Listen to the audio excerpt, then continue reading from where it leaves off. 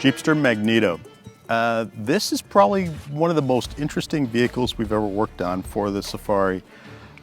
This is a battery electric vehicle.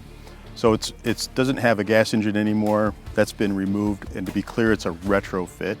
We started with a two-door Jeep Rubicon.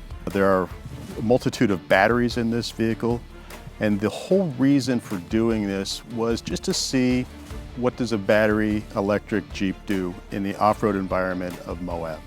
Magneto is set to be kind of a test bed for us to answer those questions that we have curiosities about. We left the great Jeep articulating suspension in place. It has the Rubicon axles, the Dana 44s, front and rear.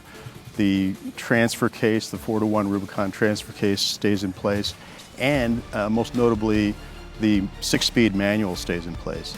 And the reason we did that was to we get kind of the best of both worlds of the automatic transmission off-road and the manual transmission. So off-road, I can do lots of gear selection with the manual transmission, including the low range. I don't have to worry about the clutch, so I get the direct feel of a manual transmission off-road, but the ease of drivability of the automatic transmission.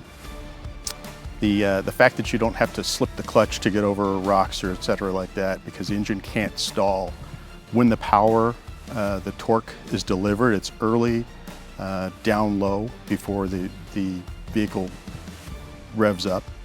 Interesting, usually when things go bad off-road, you rely on the power of an electric winch to get you out of a bad situation.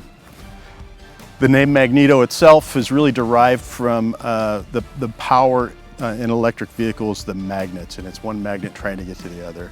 And it's a great torque delivery. We can drive this vehicle at very, very low speeds with high torque. And it's, again, a curiosity thing that we want to go to Moab with and share it, honestly, quite openly, and try it out in different terrain. So look for it in Moab, Utah, for us to be really testing and trying this vehicle out.